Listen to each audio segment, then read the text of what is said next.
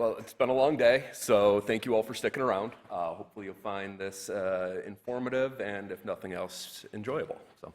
My name's Eric Small. I started my career in medical animation when I completed the UIC program. Since then, I've navigated polar opposite studios, producing everything from patient education material to cinematic narratives.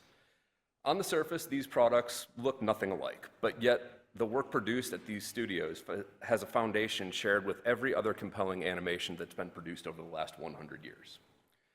Because compelling animation isn't about latest software or even subject matter. It's about principles established decades ago that guide the industry. Today we're going to talk about the following: the history and evolution of animation from its early days, what the core principles of animation are and why they were developed and why they matter. We'll talk a bit about the history and the future of animation and their techniques, the benefits of animation, and where animation is headed next. Let's first talk about the history of animation, how we got to where we are today. Animation was developed or debuted in the late 1800s with the advent of celluloid film, allowing a series of hand-drawn or painted images to be played back in a sequence. Traditional hand-drawn animation relies on key frames drawn to define major poses of a sequence of actions. In-betweeners were artists that were left to create the smooth transitional drawings in between. This labor-intensive process ensured nuanced motion and believable character behavior. When feature-length animated movies came about, a single 90-minute feature could require as many as 100,000 individually hand-drawn frames, each of which required craftsmanship and a great attention to detail. In the early 1970s, a computer scientist at the University of Utah named Ed Catmull created one of the first 3D computer animations, a wireframe animation of his hand, pushing boundaries in digital representation. As time went on, 3D animation was used more frequently in movies. Most notably, the ballroom scene in Beauty and the Beast blended 2D and 3D beautifully, with Belle and the Beast dancing animated in 2D and the room rendered in 3D. But it was Toy Story in 1995 to be the first full-length feature 3D animated film. This revolutionized the industry by showcasing storytelling potential and visual richness of computer-generated imagery.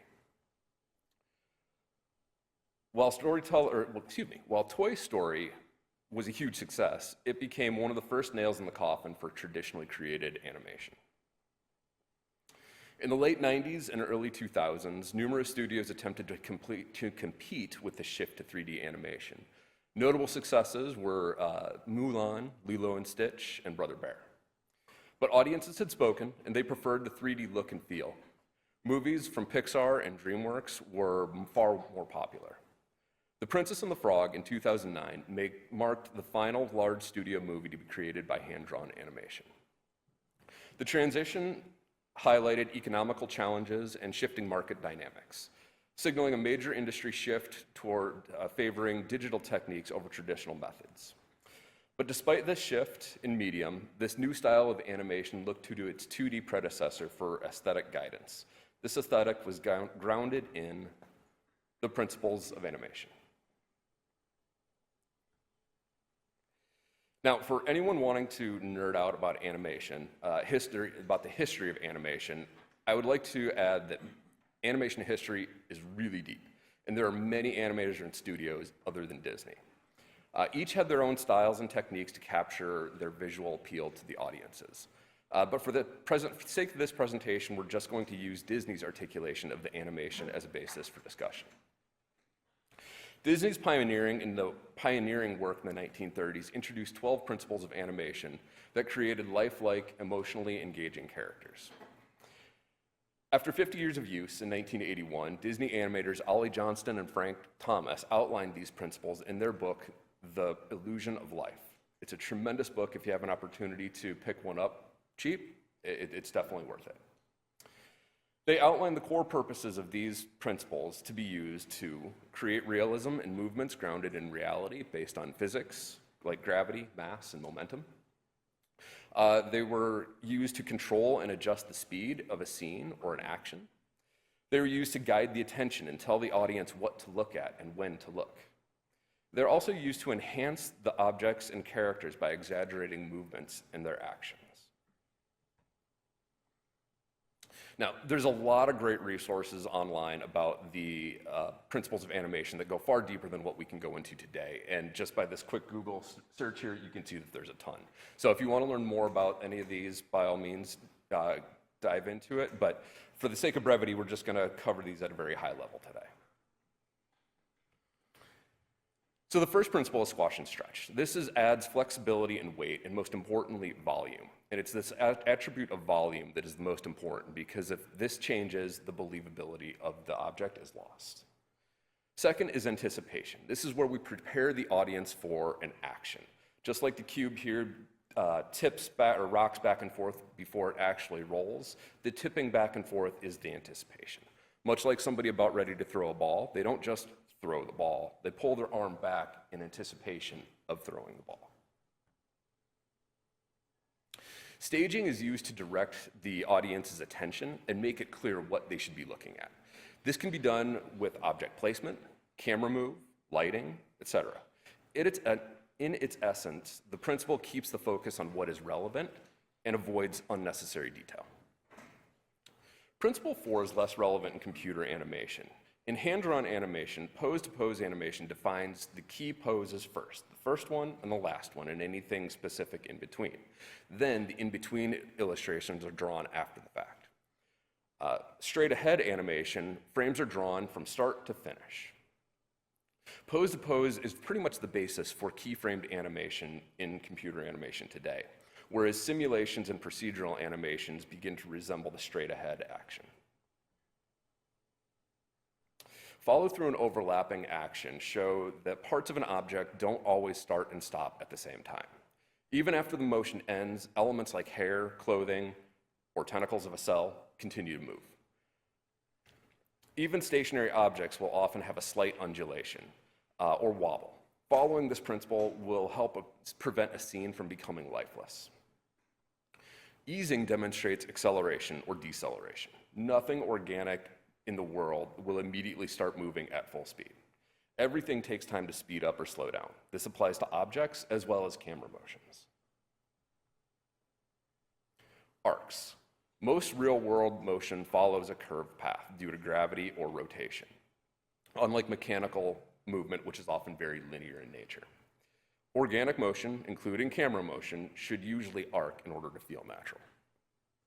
Secondary action can bring more life and interest into a scene. Tentacles of a cell can drift about. A blood vessel floating in space can have some undulation. Lipids of a cell can ripple. All of these secondary actions add more interest, but it's important that the secondary action not usurp the attention to the primary action. Timing refers to the speed of the action. Correct timing makes an object appear to obey the laws of physics.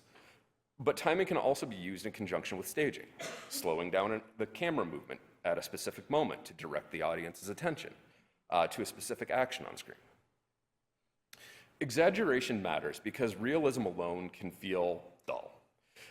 However, in medical animation, we're often beholden to accuracy. So this principle of animation is often best applied to other principles, such as squash and stretch, the overall movement of an object. But it can also be used as color to enhance clarity of a scene. Solid drawing refers to making sure that something looks like it occupies actual 3D space.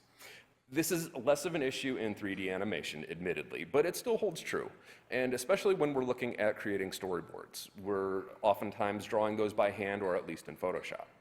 Understanding 3D space and how objects fit into that space will help create a story that can be more easily translated into animation. And lastly, appeal. Animation should be pleasing to look at. The target audience must be also considered when developing this appeal. A patient education piece should not reflect the level of gore as seen in The Walking Dead. This would be unappealing to that audience. As an audience gets more advanced and requires more detail, the overall appeal remains just as important. If something is unappealing to look at, no one will look at it, thereby making its level of detail pointless. So let's take a look at a very common but very simple animation. And we're going to apply some principles of animation to this shot. Bear with me as this loads. So here we just have an antibody coming in and binding to a receptor. This is literally a pose to pose. Pose 1, pose 2. Nothing else has been applied to it. This is very much what you'd probably see in a simple PowerPoint presentation. But it's pretty uninteresting to look at. If we add some arcing to that, already this seems to have a little bit more natural movement to it. Not much, but at least it's following this arc. We're applying this principle.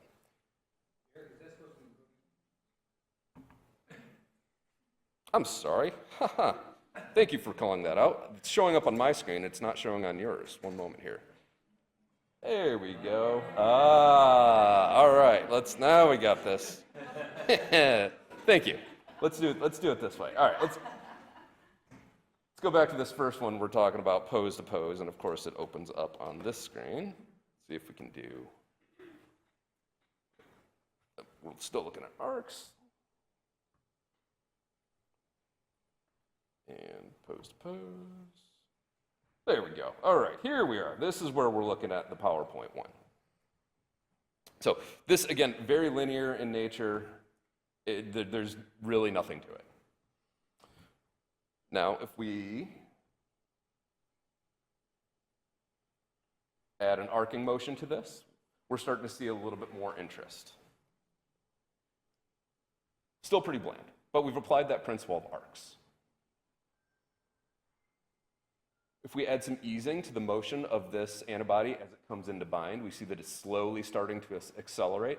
It's looking like it's less intentional, like it does not look like it has any intelligence that it's going to bind to this receptor.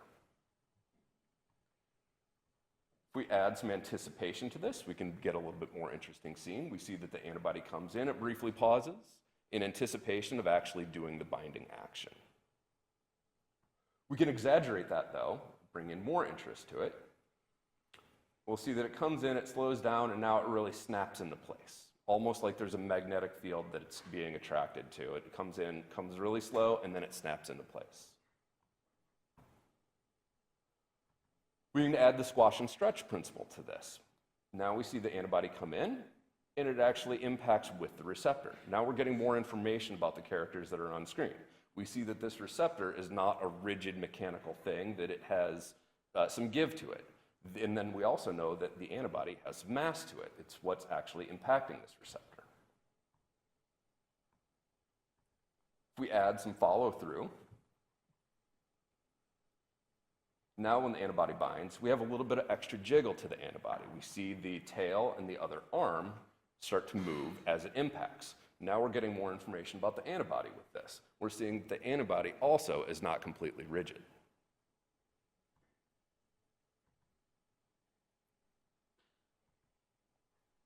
If we add some secondary action to the antibody, now this is getting even more interesting. We see that as it drifts down, it has some wobble to it. It's not following just that curved arcing motion, it's kind of wobbling down that arcing motion. While it's wobbling down, we're seeing some natural drift of the arms and the tail. Also, we're getting some secondary action after it binds. It's stuck to the receptor, but with the mass of this antibody, it's starting to rock back and forth, and it's pulling at the receptor as well. And lastly, if we apply some staging and some timing to a camera motion, we get a far more engaging shot than what we had originally started with. We're using the staging technique by having the camera follow this down and keeping the antibody still in the middle of the frame. So we know what to look at. But we're also adding in a few extra receptors and another antibody on the cell surface. We're staging the scene in this case. You note the timing of the action where the camera pushes in just before the antibody binds. This is telling the viewer, this is the important action, this is where you should be looking right now. So all of these elements combine together using all of the principles of animation, go from a very simple pose-to-pose animation to something far more engaging.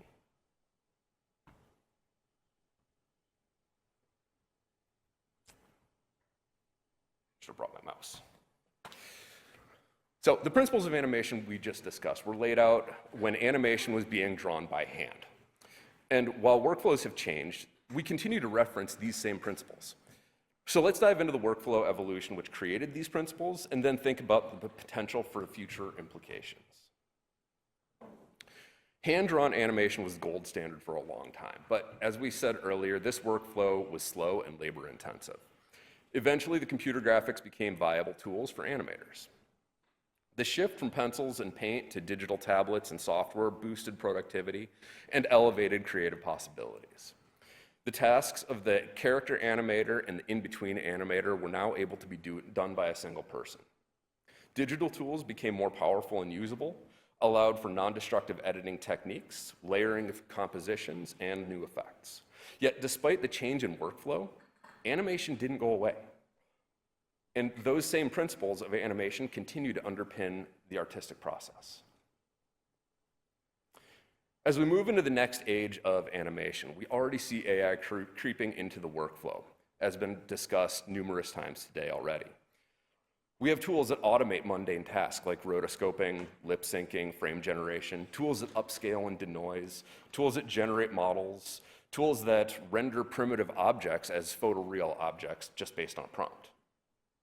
Some of the current tools work well, but others struggle to outperform the more conventional techniques. But these tools are currently the worst that they will ever be. Legal and ethical hurdles aside, when an AI workflow outperforms a current workflow, human creativity and direction will remain crucial for quality storytelling, style coherence, and accuracy. We as artists will need to drive the AI and not let ourselves be driven. No matter the advancements in technology or change in workflow, animation will endure. It will still be used as a communication medium due to its dynamic properties. Animation enhances engagement by combining movement, visuals, and sound, making complex ideas easier to comprehend rather than static images. This can accelerate understanding and coherent content retention. Animation guides attention and allows a story to unfold over time, delivering a multisensory experience that captivates audiences. The static image and the animation on the screen right here tell the same story, but the animated version guides the viewer through the process of the story by telling it over time and guiding the viewer on what to look at and when.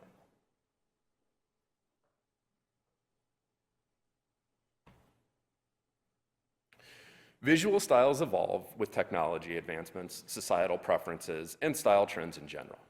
But despite these changes, there's a timelessness to telling a story with motion that will endure no matter how it's created. So where are we headed? Now, please keep in mind these future predictions are strictly of my own observation and opinions. And all of this sets aside moral, ethical, and legal discussions. When you finish a project, do you ever look back and think, I could have done this differently and made it better, if only I'd gotten to that point sooner?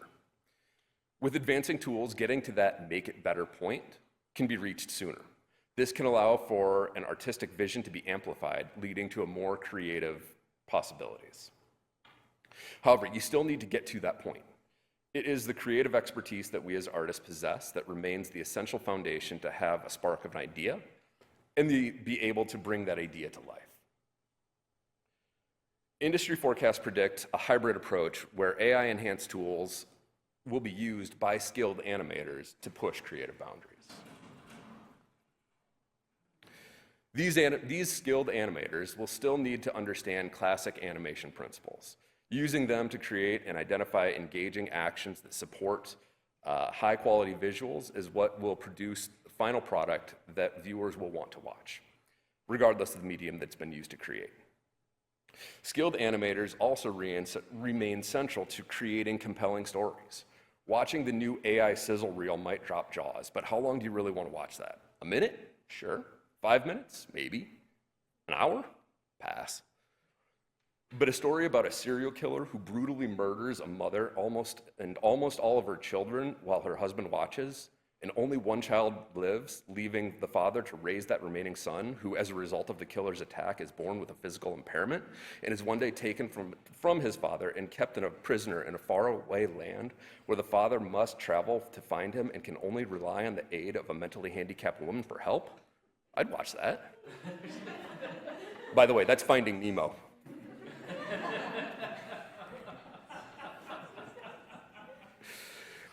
It's human insight and artistry that will produce stories that viewers will find compelling and meaningful.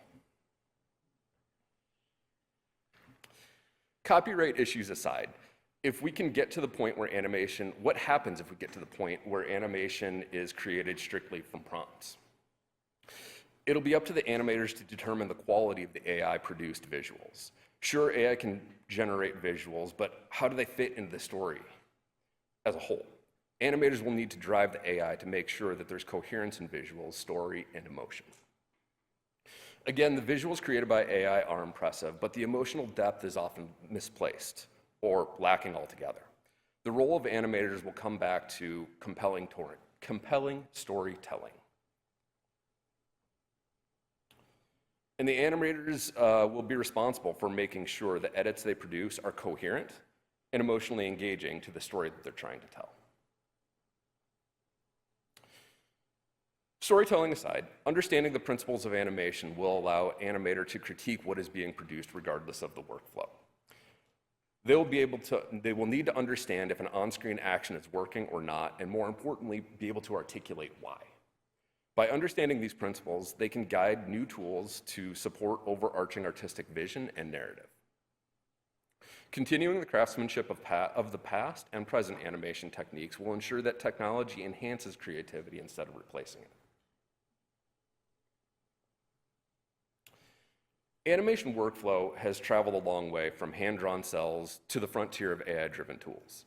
As we learn to accept and possibly embrace the future workflow enhanced by AI, we must remember that these tools are only as effective as the hands and minds that guide them.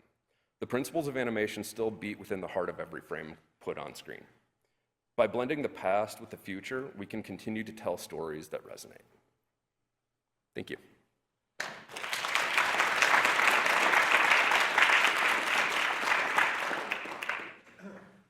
I have a few minutes. If anybody has any questions or comments, otherwise we can get out of here almost on time. And I can bring a mic your way. Just give me 1 second.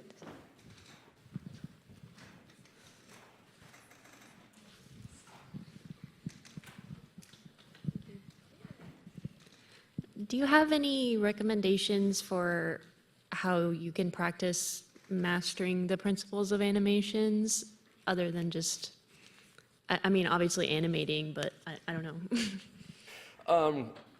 Are you asking like the specific how to adjust an F-curve, or just conceptually to understand where to apply them? I guess more conceptually, just. Yes, I mean, of course, the Illusion of Life was like the original gold standard book that really outlined all of these. But what is it, like Animation Master? There's tons. If you Google search for principles of animation, there's tons of information out there, and YouTube videos about it. There's also Annie Campbell. I can't remember her studio's name off the top of my head, but she is a medical animator from Scotland that I went to grad school with. And on her website, they actually have a page dedicated to the principles of animation as applied to medical animation. And they reference some really good works by several different studios, stuff from Instagram and whatnot.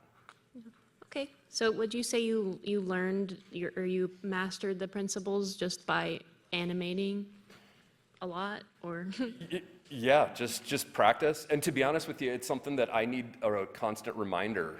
Every so many months, I need to look at them and think, oh, okay, let's really stop and look at this shot that I created.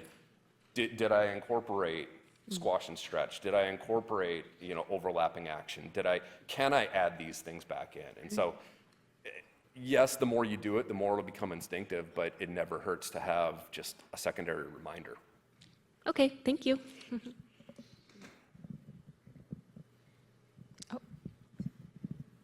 I was just wondering if you feel like starting off with 2D animation is beneficial before doing 3D animation, or is just starting off by learning 3D also something that could be applicable? I don't think there's really a stepping stone from one to the other. I feel like, if you want to do 2D animation, you'll do 2D animation. If you want to do 3D, you'll do 3D. There's not a lot of crossover. It's kind of like the jack of all trades, master of none. If you really kind of work in both spaces, I feel like it's going to take you a long time to become really proficient at both. Thank you. Yes, you can. What's your favorite animated movie?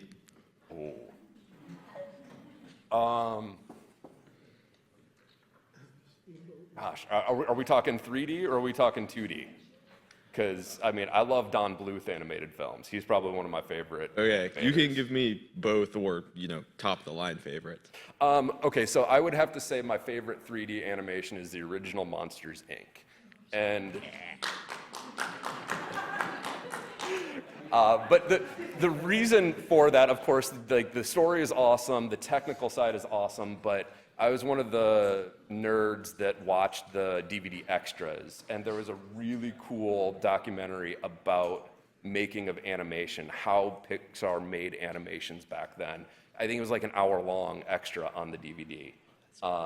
And maybe subconsciously that's kind of what steered me towards this field, but yeah. Cool. I liked the car short that they did. That was my favorite. Okay. Thank you. All right, thank you, Eric. Your talk was wonderful.